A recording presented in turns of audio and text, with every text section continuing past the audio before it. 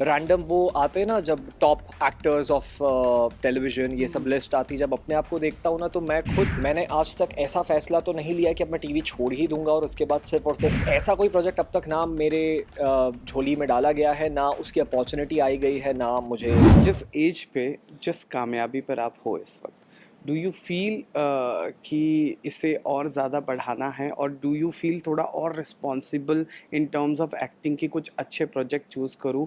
और फिटर्निटी से जब आपको रोल्स आते हैं तो क्या उसी लेवल का आ रहा है जो आप डिज़र्व कर रहे हो? ऑनेस्टली कहा, मतलब जैसे आपने अभी कहा कि मैं इस एज में जिस मकाम पे हूँ, तो मैं तो अपने आप को कहीं समझता ही नहीं हूँ अभी भी। ऑनेस्टली मेरे साथ हमेशा से ऐसा हुआ है कि जब जब कुछ ऐसे रैंडम वो आते ना जब टॉप एक्टर्स ऑफ टेलीविजन ये सब लिस्ट आती, जब अपने आप को देखता हूँ ना तो मैं खुद इतना ज़्यादा खुश हो जाता हूँ, क्योंकि मैंने अपने आप को अभी तक वहाँ पर इमेजिन किया ही नहीं है। जब मैं अपना नाम उन सारे एक्टर्स के बीच में देखता हूँ जिन्हें मैं बचपन से देखता आया हूँ, जिनका मैं फ़ैन रहा हूँ, जिनका काम देखकर मैं काम सीखा हूँ, तो वो जो खुशी मिलती है मैं आपको बता भी नहीं सकता हूँ। बट देखा जाए प्रोजेक्ट्स डेफिनेटली आते हैं, बहुत सारे आते हैं, और राइट प्रोजेक्ट चूज़ करना बहुत इंपॉर्टेंट होता है। By God's grace I have always chose the right project. अभी भी जो ये शो किया मैंने Parineeti, this was right for me in every way. भले बहुत छोटी जर्नी थी, but it was actually a right project for me. कहते हैं कि मतलब कोई ना कोई चीज़ आपकी ज़िंदगी में किसी वजह से होती है, तो ये भी शायद इसकी भी कोई वजह रही होगी। यहाँ पर आना, यहाँ से जाना, सबकी वजह है। देखते हैं इन फ्यूचर क्या आता है, हो सकता है कि आप मुझे इससे भी बड़े प्रोजेक्ट में देखेंगे। Let's hope for the best. Last question, वैसे बता दूं, आपके ज़िंदगी में जो कुछ हुआ है वो कुछ अच्छा ही लेकर आया है।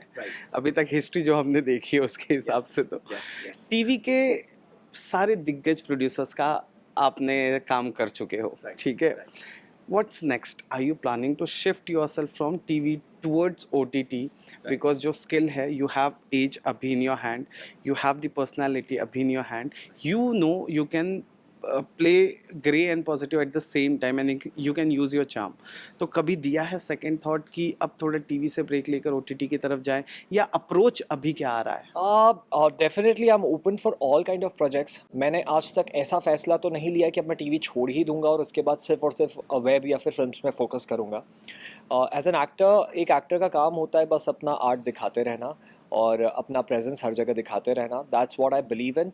और बाकी तो कहीं ना कहीं आपकी मेहनत के साथ किस्मत का भी खेल है इस इंडस्ट्री में। कई बार ऐसा होता है कि आपको जिस तरीके का रोल चाहिए आपको मिल नहीं पाता है। वो कहते हैं ना कि मतलब आपका ड्रीम रोल है। मेरे काफ़ी सारे ड्रीम रोल्स हैं। मैंने सोचा, अपने आप को इमेजिन किया है रोमांटिक फिल्म्स में, अपने आप को इमेजिन किया है ब्रोकन बट ब्यूटीफुल टाइप के वेब सीरीज़ में। मैंने हर जगह अपने आप को इमेजिन किया, बिकॉज दैट्स माई जॉनर। मुझे पता है कि मैं वहाँ बहुत अच्छा खेल सकता हूँ। बट ऐसा कोई प्रोजेक्ट अब तक ना मेरे झोली में डाला गया है, ना उसकी अपॉर्चुनिटी आई गई है, ना मुझे कभी ऐसा कोई ऑडिशन आया कि जहाँ पर मैं जाके अपने आप को प्रूव कर पाऊँ। आई am open for it. Let's see in future जो आता है, क्योंकि एज एन एक्टर कभी भी हमें पता नहीं रहता है कि हमारा नेक्स्ट प्रोजेक्ट क्या होगा। मतलब हो सकता है कल आपको पता चले कि मैं वाईआरएफ की फिल्म कर रहा हूँ, या कल आपको पता चले कि मैं नेटफ्लिक्स की सबसे बड़ी वेब सीरीज़ कर रहा हूँ। You never know. तो I am open for it. But ऐसा मैंने कोई फैसला लिया नहीं है कि अब मैं टीवी नहीं करूँगा या समथिंग लाइक दैट।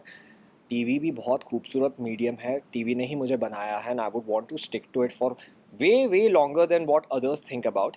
लोगों को लगता है कि अब टीवी हो गया, आप मूवी में ट्राई करेंगे। मेरा वो अप्रोच नहीं है। अपने फैंस को क्या कहना चाहेंगे आप और Aditya eight the same time? आप एज पारस, मैं आप लोगों को यही कहना चाहूँगा, आप लोगों ने अब तक जितना प्यार दिया है, मैं तो खुद को अभी भी मानता हूँ कि मैं आपके उतने प्यार के लायक नहीं हूँ, लेकिन फिर भी आपने बेहद बेहद बहुत सारा प्यार दिया है।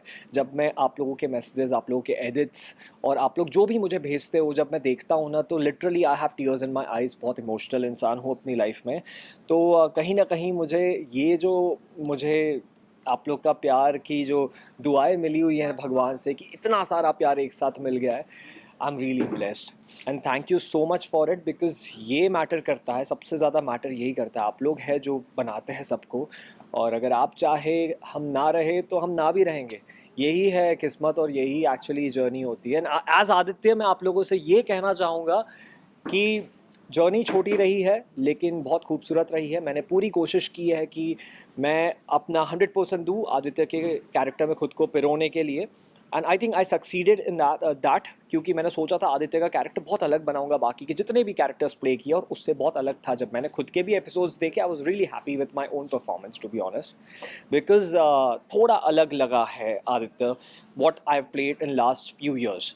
तो thank you so much for all the love and मिलेंगे फिर कोई अलग किरदार में in near future. Thank you.